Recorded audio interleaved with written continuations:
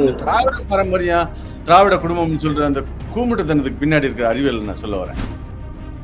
இப்ப ஆனால் நீங்க இந்த திராவிட பின்னணி, திமுக குடும்பம், திராவிடம் அந்த நிலைப்பாட்டில் தானே உங்க அரசியல் குடும்பம் உங்க இருந்தது. நீங்களும் அப்படித்தானே தொடக்க காலத்துல இருந்துட்டு இருந்தீங்க. ஈழம் வீழ்ந்துருச்சு. ஈழம் வீழ்ந்ததுக்கு அப்புறம் கருணாநிதி பெரிய துரோகம் பண்ணிட்டாருங்கிறது எல்லாருக்குமே தெரியும். படிச்சவன், படிக்காதவன் எல்லாருக்குமே தெரியும். அதை எதிர்த்து விமர்சனங்களை வச்சுக்கிட்டு இருக்கோம். விமர்சனம் வச்சு அந்த பாதையில நகர்ந்துகிட்டு இருக்கப்போ, இது கருணாநிதியோட நிக்கலையே, இதுக்கு பின்னாடி வேற ஏதோ அப்படி திடீர்னு ஒரு கருணாநிதி இந்த மாதிரியான துரோகத்தை பண்ண முடியாது அப்படிங்கிறப்ப நிறைய வாசிப்புகள் வரையில இது ஈழத்துல விழுந்தது கடைசி, அது கிளைமேக்ஸ் தான் ஈழத்துல விழுந்தது. இதுக்கு முன்னாடியே நம்ம இதுக்குள்ள நம்ம போக வேண்டியது இருந்துச்சு. ஆனா அது வரைக்குமே அறிவு தளத்துல குளத்தூர் மணிகள், அரசியல் தளத்துல கோபாலபுரத்துக்கு தான் தொடர்ந்து வேலை செஞ்சுக்கிட்டு இருந்தோம். அவர் பேரணி கெடுத்துருவேன்னு நினைச்சேன். ஏன்னா அப்படின்னு இந்த சம்பவத்தை சொன்னாரு. அந்த வயசுல நீ உனக்கு சேர் உயரம் கூட இல்ல, சேர் மேல நின்னுக்கிட்டு சண்டை போட்டுக்கிட்டு பெரிய மனுஷங்களை அடிச்சுக்கிட்டு கற்பனை கூட பண்ணி பார்க்க முடியலன்னு. இதை நான் எதுக்கு சொல்ல வரேன்னா, அதுல எப்படியோ அதிர்ஷ்டவசமா நான் தப்பிச்சிட்டேன். இந்த மாதிரி வாழ்க்கையை தொலைச்சவங்க பல கோடி தமிழர்கள். நான் வாழ்க்கையை தொலைச்ச சொல்றேனே, வாழ்க்கையை அழிச்சுக்கிட்டவங்க, தீ வச்சு கொளுத்திக்கிட்டு எரிஞ்சு போனவங்க. ஈவேரா பண்ணதை அந்த சாமி சிதம்பரம் தலைவர்களுக்கு போங்க. இல்ல நான் நகைச்சுவைக்காக அதை சொல்ல, இதெல்லாம் வழி. நீங்க என்கிட்ட அறிமுகப்படுத்தினப்ப, இவர் ஒரு ஈவேரா ஸ்பெஷலிஸ்ட் நீ அறிமுகப்படுத்துறப்ப அது எனக்கு பெரிய ஒரு ஒரு அங்கீகாரமாவோ எனக்கு ஒரு கொண்டாட்ட மனநிலையோ வரல. ஏன்னா ரொம்ப சின்ன பையன், எனக்கு நினைவு தெரிஞ்ச வயசு 2 வயசு 3 வயசு 4 வயசு, அதாவது முதல் நினைவுகள் இருக்குங்களா, அது எனக்கு என்ன நினைவு இருக்கு, இரவு நேரங்கள்ல 9-10 மணிக்கு இது புலிகளின் குரல் அப்படின்னு ஒரு வானொலி அங்கேருந்து வரும். இந்த வார்த்தையை கேட்கல எப்பவும் புல்லரிக்கிறேன். அந்த மெய்யழகன் படத்துல சொல்ற மாதிரி எல்லாத்தையும் அழிச்சிட்டாங்க. ஆனா நம்ம இத பேசல, நான் ரொம்ப இமோஷனலா அதை எடுத்துட்டு போக விரும்பல. நம்மளுக்கு பாருங்க, இந்த இனம், பண்பாடு, புலிகள், அவங்க போட்ட யுத்தங்கள், இதெல்லாம் கேட்டா கிளர்ச்சி வருது. ஆனா இங்க இப்போ தமிழினத்தின் தலைவர்களாகவும் பெரியோர்களாகவும் அண்ணாக்களாகவும் அறிமுகப்படுத்துறவங்களுக்கு எல்லாம் எது கிளர்ச்சி வந்துச்சுன்னு பாத்தீங்கன்னா,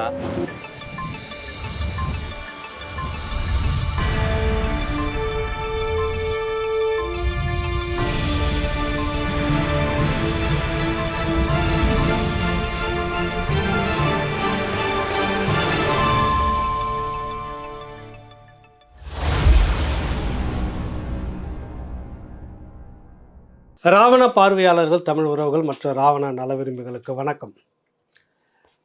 அமெரிக்காவில் இருக்கக்கூடிய ஸ்காலர்னு சொல்லுவாங்க, ரிசர்ச்சர், ஸ்காலர், பேராசிரியர், ஒரு பெரிய ஆய்வில் ஈடுபட்டுக்கிட்டு இருக்கிறவர், இன்னும் கல்வியாளர், எழுத்தாளர், இப்படி பன்முகத்தன்மை அவருக்கு நிறைய இருக்குது. இது எல்லாவற்றையும் விட அவர் பெரியார் ஸ்பெஷலிஸ்ட்டு தான் எங்களை போல் ஒரு சீனியர்கள் நாங்கள் கருதுகிறோம், நினைக்கிறோம்.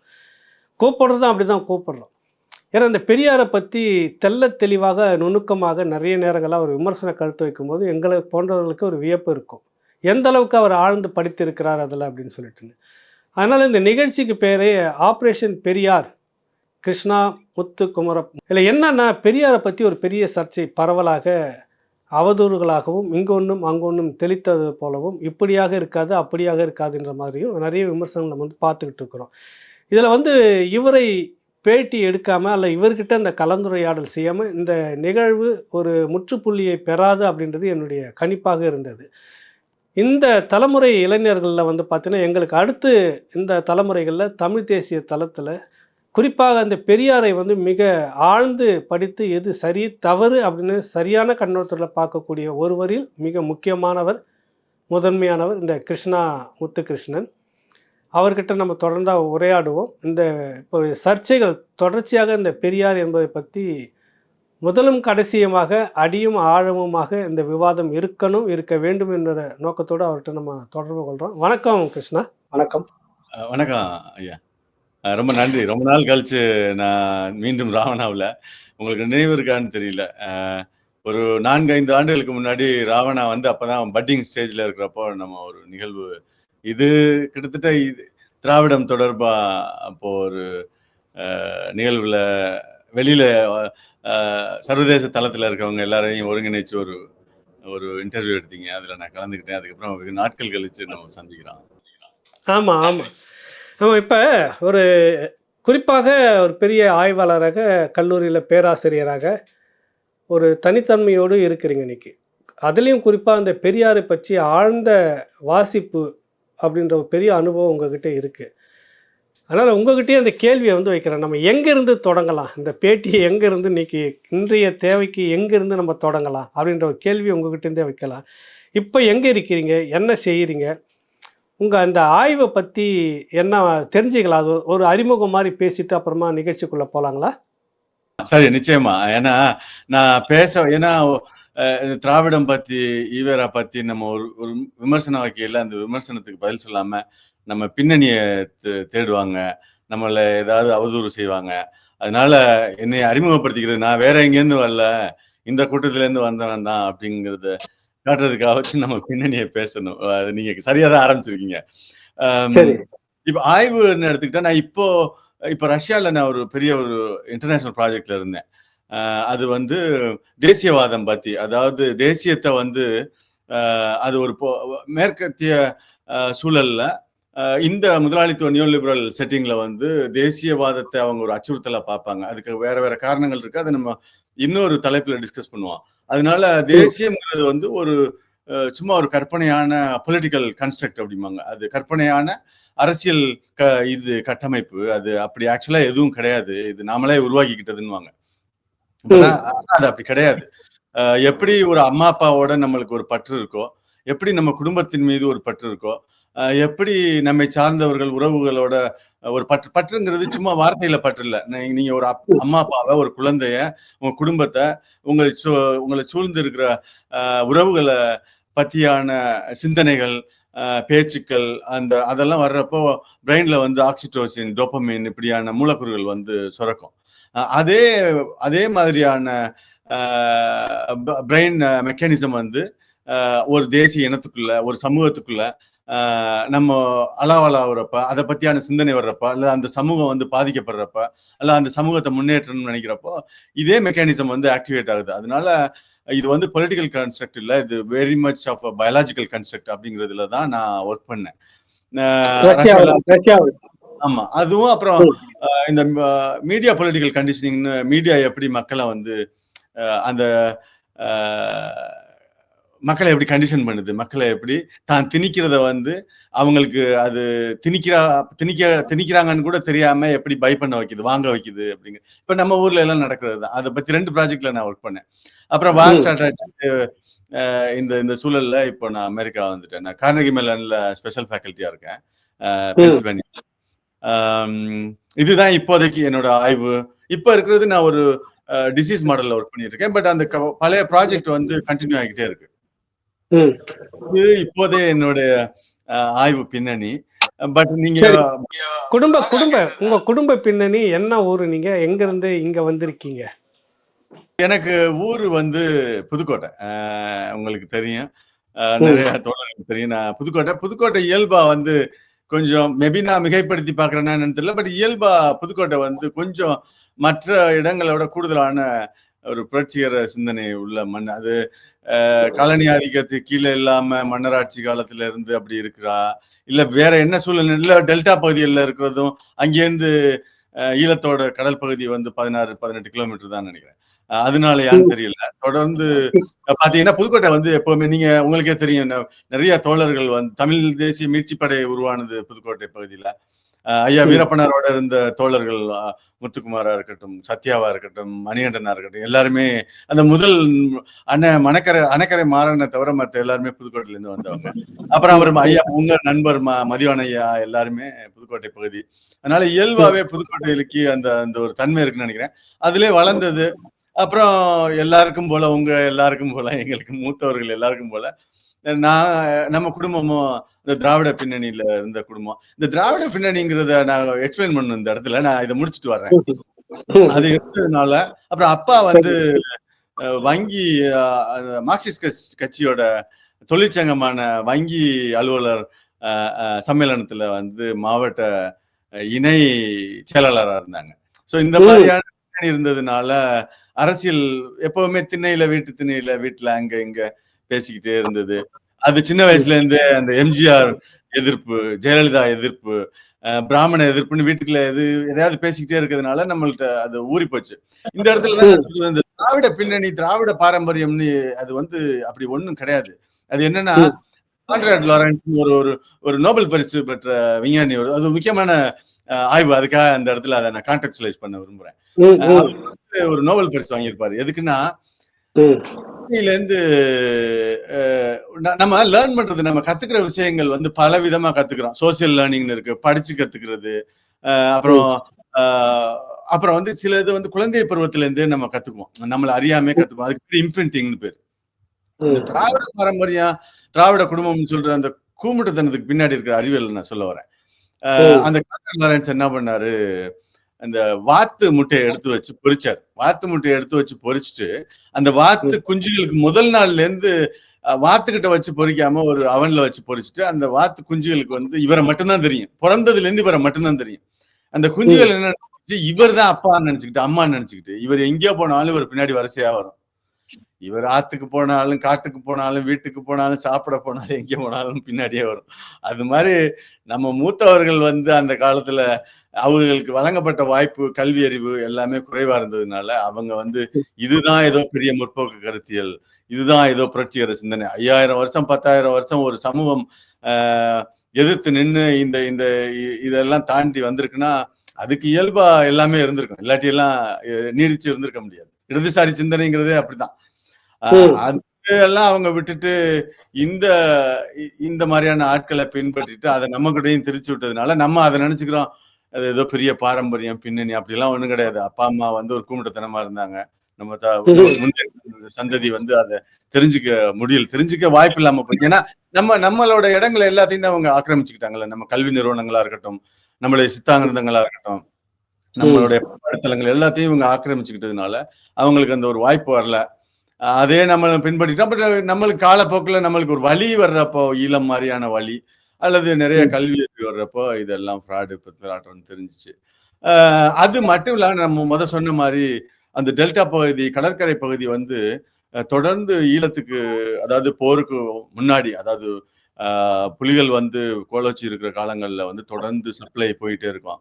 எல்லாருக்கும் தொடர்பு இருக்கும். எனக்கெல்லாம், நான் ரொம்ப சின்ன பையன், எனக்கு நினைவு தெரிஞ்ச வயசு 2 வயசு 3 வயசு 4 வயசு, அதாவது முதல் நினைவுகள் இருக்குங்களா, அது எனக்கு என்ன நினைவு இருக்கு, இரவு நேரங்கள்ல 9-10 மணிக்கு இது புலிகளின் குரல் அப்படின்னு ஒரு வானொலி அங்கேருந்து வரும்.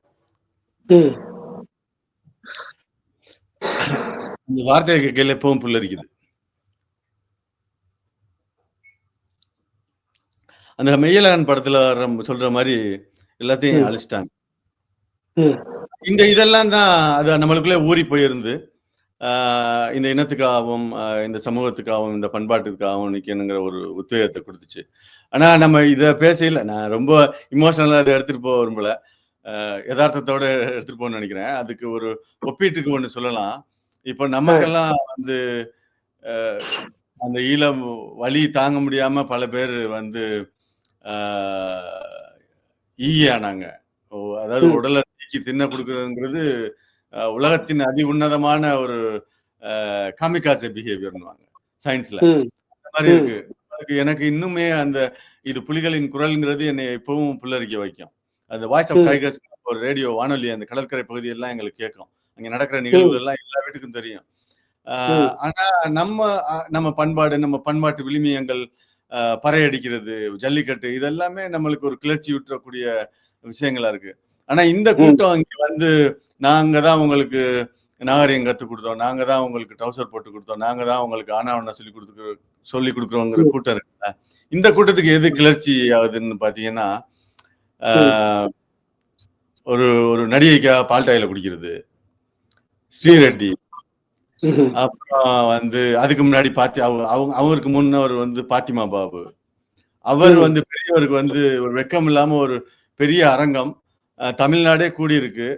அங்க ஒரு முன்னாள் நடிகை சொல்றாங்க, ஐயா 2ஆம் மனைவி இருக்கையில 2ஆம் மனைவிக்கு தெரியாம 3ஆவது ஒரு பெண்ணுக்கு குழந்தை கொடுத்துட்டாரு அப்படின்னு மனோரமா, நேரடியா சொல்லிடுறேன், மனோரமா பேசுறாங்க. அது எல்லாரும் கைதட்டி சிரிச்சு, அது ஏதோ பெரிய ஆண் வர்க்கத்துக்கே ஒரு ஏதோ விடுதலை வாங்கி கொடுத்த மாதிரி அவரும் அதை ரசிச்சு அந்த கூட்டம் கைதட்டி, அதுல பலாயிரக்கணக்கான பெண்ணியவாதிகள், அது ஐயா ம். பயங்கரமா சாதிச்சிட்டாருன்னு கொண்டாட்டம். இவங்களோட ம். கூறுகள்ல பாருங்க, இவங்களுக்கு எது வந்து இது இது அத்தோட நிக்கல. அதுக்கு முன்னாடி இவங்க தொடர்ந்து மறைச்சுக்கிட்டு இருக்காங்க. நம்ம அதை பேசணும். அண்ணாதுரை அவர் அவர் அந்த சாவித்திரி இந்த பத்மினி எல்லாம் படுத்த அந்த பாடையில அந்த ஒரு சில படங்களுக்கு கதை வசனம் எழுதியிருப்பாரு போல இருக்கு. அதெல்லாம் ஒரு நூல்கள்ல வந்திருக்கு. அதுக்கு முன்னாடி போனீங்கன்னா ஈவேரா பண்ணதை வந்து அந்த சாமி சிதம்பரம் தமிழர் தலைவர்களுக்கு போங்க. இல்ல நான் நகைச்சுவைக்காக அதை சொல்ல, இதெல்லாம் வழி. நீங்க என்கிட்ட அறிமுகப்படுத்தினப்ப இவர் ஒரு ஈவேரா ஸ்பெஷலிஸ்ட் என்னை அறிமுகப்படுத்துறப்ப அது எனக்கு பெரிய ஒரு ஒரு அங்கீகாரமாவோ எனக்கு ஒரு கொண்டாட்ட மனநிலையோ வரல. அது ஏன்னா பெரிய வழி, இந்த வழி எங்கேருந்து வருதுன்னு அந்த வழியோட தடத்தை தேடி போகல. அங்க இருந்ததுனால அதை பத்தியான நிறைய வாசிப்புகளும் ஆய்வுகளும் செய்ய வேண்டிய சூழல் வந்துச்சு ஒழியா நம்ம போவோம், விவாதிப்போம். ஆனால் நீங்க இந்த திராவிட பின்னணி, திமுக குடும்பம், திராவிடம் அந்த நிலைப்பாட்டில் தானே உங்க அரசியல் குடும்பம் உங்க இருந்தது. நீங்களும் அப்படித்தானே தொடக்க காலத்துல இருந்துட்டு இருந்தீங்க. அங்கிருந்து எப்படி இந்த பெரியார் விமர்சனம் தளத்துக்கு நீங்க மாறுறீங்க? அந்த இடத்த கொஞ்சம் விவரிச்சா அந்த தலைமுறைக்கு கொஞ்சம் பயனுள்ளதாக இருக்கும். அது மெல்ல மெல்ல கொஞ்சம் நம்மளுக்கு இந்த இப்ப இருக்கிற அரசியல் தெளிவு போக்குவரத்து வந்து கொஞ்சம் சுய விமர்சனம் நம்மளை பண்ண வச்சுச்சு. அந்த சுய விமர்சனத்துக்குள்ள நம்ம வந்தோம். நம்ம சார்ந்திருக்க ஆட்கள் சரியா அப்படி இப்படிங்கிறது வந்துச்சு. பட் ஆனா அதை நம்ம திருப்பி பிராமண எதிர்ப்பு, ஜெயலலிதா என்னும் அரக்கி வந்து பிராமண பூச்சாண்டிகள், ஆரிய பூச்சாண்டிகள் வந்து நம்மளை பிடிச்சிட்டு போயிடுவாங்க, நம்ம வந்து ஈவேரா படத்தை வச்சு கும்பிட்டுட்டு தூங்காட்டி அப்படிங்கிற மாதிரியான ஒரு இதை தொடர்ந்து பரப்பிக்கிறதுனால நம்ம அதை சமரசம் பண்ணிக்கிட்டே வந்தோம். அதுக்கான நான் ஹார்ட்கோரா அந்த கேள்வி எப்ப பிறந்துச்சுன்னா, நீங்க கேட்கிற கேள்வி ரொம்ப சரி. எப்படின்னா, ஈழம் வந்து வீழ்ந்துருச்சு. ஈழம் வீழ்ந்ததுக்கு அப்புறம் கருணாநிதி பெரிய துரோகம் பண்ணிட்டாருங்கிறது எல்லாருக்குமே தெரியும். படிச்சவன் படிக்காதவன் எல்லாருக்குமே தெரியும். அதை எதிர்த்து விமர்சனங்களை வச்சுக்கிட்டு இருக்கோம்.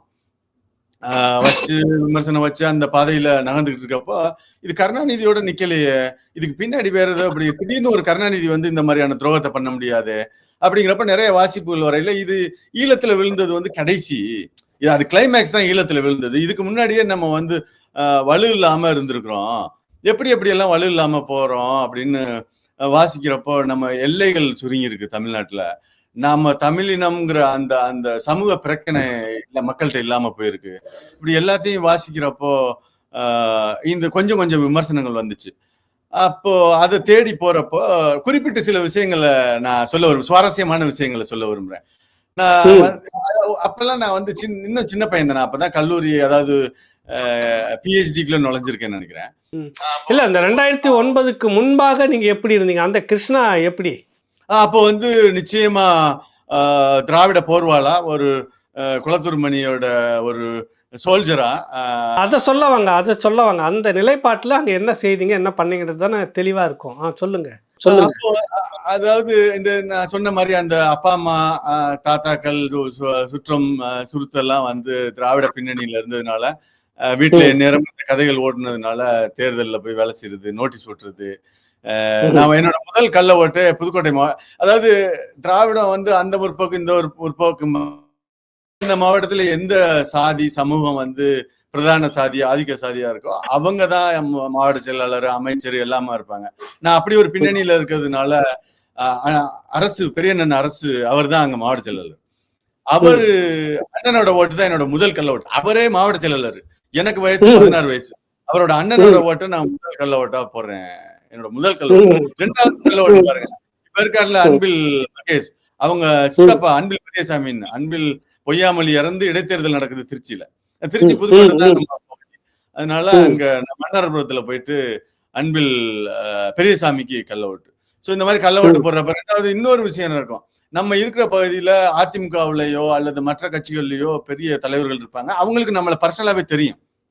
அது மாதிரி கதிரவன் ஒருத்தர், எஸ்கே கதிரவன், புதுக்கோட்டையில எல்லாருக்கும் தெரியும். அவரு அதிமுகவோட இளைஞரணி வந்து அவரு ஜெயலலிதாவோட ஒரு தற்கொலை படைவாங்க. ஏன்னா ஜெயலலிதாவுக்காக உடல் முழுதும் வெட்டுவாங்கன்னு. அவர் அவர்லாம் எனக்கு அண்ணன் மாதிரி. அவங்க கிளப்ல தான் நான் விளையாண்டேன் ஃபுட்பால். அவர் வந்து என்னை பார்த்து வந்து இதோட ஓடி போயிரு, அவர் என்னை ஓட்டு போட நிப்பாட்டில், அவருக்கு நல்லா தெரியும் நான் வந்து கள்ள ஓட்டு போறேன்னு, இதோட ஓடி போயிருன்னு தட்டி விட்டாரு. ஸோ இது மாதிரி நிறைய உரசல்கள் வரும், சண்டை வரும், வழக்கு வரும். இது எல்லாத்தையும் கடந்து இந்த குடும்பத்துக்கு அப்ப நான் சொன்னது அதுதான். அப்புறம் ஒரு கட்டத்துல நம்மளுக்கு எல்லா திறமையும் இருக்குன்னு நிறைய படிச்சிருக்கோம், நம்ம பின்னணி கட்சிக்காக உழைச்சிருக்கோம். ஆனா எவ்வளவுதான் உழைச்சாலும் நம்ம வந்து இதே மட்டத்துல இருக்கோம். என்ன ஏது எந்த பின்னணியுமே இல்லாம இவனுக்கு மகன் இருந்தானா, இவனுக்கு மகள் இருந்துச்சா, என்ன எதுன்னே தெரியாம திடீர்னு ஒரு மகள், திடீர்னு ஒரு மகன் வந்து அமைச்சர் ஆயிடுறாங்க, தலைவர் ஆயிடுறாங்கிற கேள்வி எல்லாம் உள்ள வந்துகிட்டே இருந்துச்சு. நம்ம அதை வெளிப்படையா பேசலன்னா கூட அந்த விமர்சனம் உள்ள வந்துகிட்டே இருந்துச்சு. நான் குறிப்பிட்டு சொல்லணும்னா, நான் சென்னையில இருக்கிறப்போ நான் புதுக்கோட்டை பகுதியில தான் படிச்சேன். பாரதிதாசன் பல்கலைக்கழகத்துக்கு உட்பட்ட பகுதியில் படிச்சேன். படிச்சுட்டு அதுக்கப்புறம் சென்னை வந்து சென்னையில எனக்கு இது மாதிரி ஒரு ஜூனியர் ரிசர்ச் ஃபெல்லோஷிப்னு தமிழ்நாடு வெட்டினரி யூனிவர்சிட்டியில கிடைச்சிச்சு. அப்போ வேப்பேரியில வந்திருந்தேன். அப்ப இருக்கிறப்போ விளையாட்டுத்தனமா ஒரு கட்டுரை எழுதினேன். அது எனக்கு அது இப்ப நான் அதை திருப்பி பார்க்கையில எனக்கு இதெல்லாம் உள்ளுக்குள்ள நம்மளுக்குள்ள இருந்திருக்கு அப்படின்னு தோணுது. என்னன்னா அந்த கட்டுரையில ஒரு வரியை கடைசியா முடிச்சிருப்பேன். அந்த கட்டுரை பேர் வந்து என்னை மிரட்டி ஓட வைத்த சென்னைன்னு ஒரு கட்டுரை எழுதினேன். அதுல வந்து சென்னையின் வந்து எனக்கு எல்லா தகுதியும் இருந்து, எல்லா கல்வியும் இருந்து, மற்ற எல்லாமே இருந்தும் சென்னையின் அதாவது 90% வசதிகளை வந்து என்னால வெளியில இருந்து வேடிக்கை தான் பார்க்க முடியும், அதை அனுபவிக்க முடியாதுங்கிற ரியாலிட்டி என்னை வந்து தினம் வாட்டுச்சு. இந்த தகுதிகள் எதுவுமே இல்லாதவன் அதை அனுபவிச்சுக்கிட்டு இருக்கான். அது கோபாலபுரத்தை மென்ஷன், அது அந்த சிந்தனை தான் என்ன அது அப்படி எழுத வச்சுச்சு. கோபாலபுரத்துல இருந்து வர்ற அந்த கூட்டத்தை அந்த கூட்டத்துக்கு தான் நான் உழைக்கிறேன் அப்படிங்கிற மாதிரி ஒரு கட்டுரை அதை முடிச்சிருப்பேன். இந்த விமர்சனங்கள் நம்மளுக்குள்ளே இருந்துகிட்டு இருக்கப்போ தான் இந்த ஈழம் வந்துச்சு. அப்போ இதுக்குள்ள நம்ம போக வேண்டியது இருந்துச்சு. ஆனா அது வரைக்குமே வந்து அறிவு தளத்துல குளத்தூர் மணிக்கும் அரசியல் தளத்துல கோபாலபுரத்துக்கும் தான் தொடர்ந்து வேலை செஞ்சுக்கிட்டு இருந்தோம். நிறைய பிரச்சனைகள். அதுக்கு இன்னொரு குறிப்பிட்டு இது என்னைய பத்தி ஏதோ புகழ் படுற மாதிரி இருக்குன்னு அதனால சொல்ல விரும்பல. நான் டியூஷன் படிச்சுட்டு இருந்தேன் ரொம்ப காலம். அவர் வந்து சிக்ரியில வந்து காரைக்குடி சிக்ரி, அது ஒரு ஆய்வுக்காக அங்க வந்து விஞ்ஞானி இருக்கிறவரு. அவர் வந்து காங்கிரஸ்காரர், பாரம்பரிய காங்கிரஸ் குடும்பம் அந்த குடும்பம். நான் போய் புதுக்கோட்டையில அய்யனார்புரம்னு ஒரு பகுதி, மார்த்தாண்டபுரம்னு ஒரு பகுதி, அங்க ஒரு ஸ்கூல்ல வந்து கள்ளவோட்டு போட்டு பிரச்சனை ஆயிடுச்சு. என்னை பிடிச்சிட்டாங்க. பிடிச்சி காங்கிரஸ் பிடிச்சிட்டாங்க. சிவகங்கை பகுதியில காங்கிரஸ்காரங்க பிடிச்சிட்டாங்க. பிடிச்சு தகராறு ஆகுது. நான் சின்ன பையன், ரொம்ப சின்ன பையன். இதெல்லாம் நான் சொல்றது வந்து போஸ்டின் டீன் முடிஞ்சு 18 வயசுக்கு முன்னாடி உள்ள கள்ளவோட்டு போடுற டைம்ல. அப்போ வந்து பிரச்சனை ஆன உடனே காங்கிரஸ்காரங்க என்னதான் அவங்க ஒரு அட்ரஸ் இல்லாதவங்கிற ஒரு சிந்தனை நம்ம பகுதியில் உண்டு இல்ல. திமுக காரனுக்கு காங்கிரஸ்காரன்னா அல்வா சாப்பிடுற மாதிரி. அப்புறம் வந்து என்னாச்சு, அவங்க எல்லாம் அந்த எப்பவும் கதர் வேட்டி கதர் சட்டையை போட்டுக்கிட்டு பெரிய ஆளுங்க தான் இருப்பாங்க. யாரும் 40 வயசு 50 வயசு குறைந்த ஆட்கள் காங்கிரஸ்காரர் இருக்க மாட்டாங்க. அந்த 50 வயசுக்காரங்களை அடிச்சு, அங்க இருந்த மர நாற்காலி எல்லாம் தூக்கி போட்டு அடிச்சு, அது எனக்கு இப்போ நினைவு இருக்கு. ஒரு ஆளு மண்டையில மண்டை உடைஞ்சு அந்த கதர் சட்டை பின்னாடி ரத்தமா சிவப்பா மாறுது. இதை நான் யார்கிட்ட டியூஷன் படிச்சோன்னா அவர் பார்த்துட்டாரு. அவர் அந்த பூத்துல இருந்திருப்பாரு போல இருக்கு. அவர் பார்த்துட்டாரு. பார்த்துட்டு வெகு காலம் ஒரு 3-4 வருஷம் அவர் என்கிட்ட பேசல. திடீர்னு பேசுற நிப்பாட்டிட்டாரு, என்னன்னு தெரியல. அப்புறம் நான் ஒரு முறை அவரை சந்திக்கிறப்ப அவர் சொன்னாரு, உங்க அப்பா வந்து அப்படியெல்லாம் இருந்தவர், ஒரு வங்கியில இதா இருந்தாரு, ரொம்ப மரியாதைக்குரியவர், அவர் பேரை நீ கெடுத்துருவேன்னு நினைச்சேன் ஏன்னா அப்படின்னு இந்த சம்பவம் சொன்னாரு. அந்த வயசுல நீ உனக்கு சேர் உயரம் கூட இல்ல, சேர் மேல நின்னுக்கிட்டு சண்டை போட்டுக்கிட்டு பெரிய மனுஷங்களை அடிச்சுக்கிட்டு இதனால கற்பனை கூட பண்ணி பார்க்க முடியலன்னு. இதை நான் எதுக்கு சொல்ல வரேன்னா, அதுல எப்படியோ அதிர்ஷ்டவசமா நான் தப்பிச்சிட்டேன். இந்த மாதிரி வாழ்க்கையை தொலைச்சவங்க பல கோடி தமிழர்கள். நான் வாழ்க்கையை தொலைச்ச சொல்றேனே, வாழ்க்கையை அழிச்சுக்கிட்டவங்க, தீ வச்சு கொளுத்திக்கிட்டு எரிஞ்சு போனவங்க எத்தனை பேரு. அவங்க அட்ரஸ் தெரியுமா? வீட்டுக்கு ஒத்த பிள்ளை எத்தனை பேருக்கு தீ வச்சு எரிச்சுக்கிட்டு செத்துருக்கான். மொழிப்போரால எத்தனை பேர் செத்துருக்கான். இந்த குடும்பத்துக்காக எத்தனை பேர் செத்துருக்கான். அந்த இதெல்லாம் அப்புறம் ஒரு கட்டத்துக்கு கேள்விக்கு வந்துச்சு. அப்புறம் ஈழம் வந்துருச்சு. இது இந்த பின்னணி கதைகள் நிறைய நான் சொல்லிட்டு போலாம். நம்ம அவ்வளவு தூரம் டீப்பா இல்ல. உங்களை போன்ற அந்த இளைஞர்கள் அப்ப நாங்க பார்த்துட்டு இருந்தோம். இந்த ஈழம் இதுக்கான விடயங்கள்லாம் சொல்லும்போது அந்த முத்துக்குமார் ஜனவரி இதுல அந்த முத்துக்குமாருடைய அந்த அவர் இறப்புக்கு பிறகு அந்த இளைஞர்கள் கூட்டம் திரண்டது, அந்த கட்டமைப்பு, அந்த பெரிய கொதிப்பான அந்த நேரம், அப்ப நீங்க எப்படி அதை கவனிச்சீங்க? எப்படி அதை உள்வாங்குறீங்க? அப்போ நான் ஜெர்மனில இருந்தேன். நான் வந்து இன்னொரு முக்கியமான விஷயத்த இந்த இடத்துல நான் மிஸ் பண்ணிட்டேன். அதை நான் உங்கள்கிட்ட, ஏன்னா இந்த ஃப்ளோ சரியா புரிஞ்சு கொள்ளப்படணும்னா அதை நான் சொல்லணும். அப்புறம் சென்னையில இருந்துட்டு நான் டெல்லி போயிட்டேன். டெல்லி யூனிவர்சிட்டியில போய் அங்க பிஹெச்டி பண்ணலான்ட்டு நான் டெல்லி யூனிவர்சிட்டி தான் முதல்ல போனேன். எனக்கு தொடர்ந்து இந்த ஏதோ ஒரு வகையில அதிர்ஷ்டவசமா இப்போ உங்க தொடர்புலாம் ஏற்பட்ட மாதிரி சின்ன வயசுல இருந்து இந்த அரசியல் தொடர்புகள், அதாவது அதிர்ஷ்டவசமா நிறைய இருந்துச்சு. நான் இந்த பகுதியில் இருக்கிறப்போ அண்ணன் முத்துக்குமார், சத்யா இவங்களோட தொடர்பு. அப்புறம் வந்து டெல்லி போனது. டெல்லியில நான் இருந்த சூழல் வந்து மிகப்பெரிய இடதுசாரி சூழல், டெல்லி யூனிவர்சிட்டி. அப்புறம் நான் ஜெர்மனி போனப்ப நான் பிஹெச்டி பண்ண யூனிவர்சிட்டி வந்து அங்கதான் கார்ல் மார்க்ஸ் பிஹெச்டி பண்ணது. அது முடிச்சுட்டு நான் ஈழம் அழிஞ்சு 2008 9 ஆரம்ப கட்டத்துல நான் ஜெனீவா போயிட்டேன், சுவிட்சர்லாந்துல. அங்கதான் ஐநா சபை இருக்கு. இந்த மாதிரி தொடர்ந்து இந்த தொடர்புகள், அதுக்கப்புறம் ரஷ்யா, இந்த அரசியல் தொடர்புகள் என்னை அறியாமலும் நான் அறிஞ்சும் நான் விரும்பியும் வந்து தொடர்ந்து என்னோட தொடர்புல இருந்துச்சு. டெல்லி போனதுக்கு அப்புறம் டெல்லியில வந்து இந்த இடத்துல கான்டெக்சுவலைஸ் பண்ண ஏன் விரும்புறேன்னா, டெல்லி யூனிவர்சிட்டி போனதுக்கு அப்புறம் அது வரைக்கும் ஏதோ படிக்கிறோம், சமூகத்துல நமக்கு ஒரு அங்கீகாரம் வேணும், ஒரு வேலை வேணும்னு படிச்சது. ஒரு பல்கலைக்கழகத்துக்கு போனதுக்கு அப்புறம் என்னோட பார்வை மாறுச்சு. அது ஏதோ அப்பதான் முதல்ல உலகத்தை பாக்குற உணர்வு. நான் ஒரு கல்வியாளனா, நான் ஒரு அரசியல் கடந்து இந்த காணொலியை வேற யாராச்சும் குடும்பங்கள், சமூகம் பார்த்துச்சுன்னா அவங்களுக்கு சொல்லிக்கிற விஷயம் ஒண்ணு என்னன்னா, படிக்கிறத ஒரு எந்த காலத்திலையும் படிக்க, கல்லூரிக்குன்னு வந்துட்டீங்கன்னா அதை கல்லூரியோட நிறுத்தாதீங்க. ஏதோ ஒரு காலகட்டத்துல பல்கலைக்கழகத்துக்குள்ள நீங்க கால் வைக்கணும். அந்த யூனிவர்சிட்டி கேம்பஸ்ங்கிறது உங்க வாழ்க்கையை மாத்தி போடும். வேலைக்காக படிக்கிறோம், அதுக்காக படிக்கிறோம், இதுக்காக படிக்கிறோம். எப்போதுமே ஒரு பல்கலைக்கழகத்துக்குள்ள அந்த கேம்பஸ்குள்ள போன, அந்த கேம்பஸ்ங்கிறத வேர்டோட மீனிங் வந்து அதை என்னால எக்ஸ்பிளைன் பண்ண முடியுமான்னு தெரியல. நான் அங்க போனப்ப எனக்கு ஏதோ ஒரு புது உலகத்தை பார்த்த மாதிரி இருந்துச்சு. எப்படின்னா, அந்த பல்கலைக்கழகங்கள் 2 பெரிய கேம்பஸ் இருக்கு டெல்லியில. ஒன்னு நார்த் டெல்லியில இருக்கு டெல்லி யூனிவர்சிட்டி. சவுத்துல வந்து ஜவஹர்லால் நேரு யூனிவர்சிட்டி, ஜேஎன்யூ இருக்கு. ஆமா, ஜேஎன்யூ சுத்தி எய்ம்ஸ் எல்லாம் அங்கதான் இருக்கு. ஜேஎன்யூ சுத்தி நிறைய கல்விக்கூடங்கள். நார்த் டெல்லியை சுத்தி, டெல்லி யூனிவர்சிட்டியை சுத்தி அதோட துறைகள். ஒரு 10 கிலோமீட்டர் சரௌண்டிங் இருக்கும். இது ஊருக்கு ஒதுக்கப்படமான இடங்கள். காலையில 3 மணிக்கு போங்க, காலையில 4 மணிக்கு போங்க, காலையில 1 மணிக்கு போங்க. பொண்ணுங்க, பசங்களை விட பொண்ணுங்க கூட்டமா நடமாடி, பெரிய ஆச்சரியமா இருக்கும். அந்த மழை காலத்துல நம்ம ஊர்ல ஈசல் மொய்க்கிற மாதிரி பொண்ணுங்க அழைச்சிட்டே இருக்கும் அந்த கேம்பஸ்குள்ள. போய் டீ குடிக்குங்க, அங்கே பேசிக்கிட்டு இருக்குங்க, இங்கே பேசிக்கிட்டு இருக்குங்க. எதுவுமே இல்லாம ஒரு கட்டையில உட்காந்து பொண்ணுங்க பேசிட்டு இருங்க. எனக்கு பெரிய ஆச்சரியம். அதாவது டெல்லியை பத்தியான நம்ம பிம்பம் எப்படின்னா, அது ஒரு காட்டு மிராண்டி ஆன இடம், வடநாடெல்லாம். அங்கே பிராமண விதி பயங்கரமா இருக்கு, இந்துத்துவ வெறி அப்படி இருக்கு, அதை பண்ணிடுவான், இதை பண்ண, அப்படிலாம் கிடையாது. அது மேபி எங்கேயாவது ஒரு பாக்கெட்ல, கார்னர்ல, ஊருக்கு ஒதுக்குப்புறமான அவுட்ஸ்கர்ட்ல இருக்கலாம்.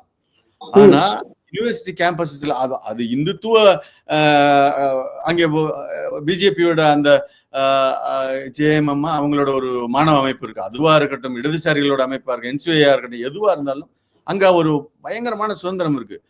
அதை பார்த்து ஒரு கொண்டாடுற மனநிலை இருக்கும் நம்மளுக்கு. ஒரு பொண்ணுங்களுக்கு வந்து நான் குறிப்பா சொல்றது பெண்களை சொல்றேன்.